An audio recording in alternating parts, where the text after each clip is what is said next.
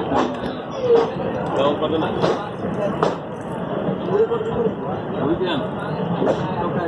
अब हुआ तो नहीं पता आपके लड्डू पति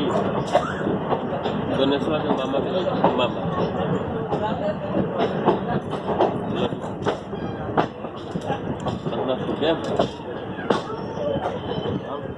वो तो बढ़िया पैसा वाला बड़ा तो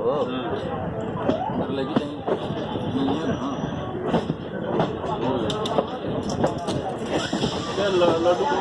मम्मी बता रही मेरे पैसा का वो उनका पैसा हाँ वो तो पैसा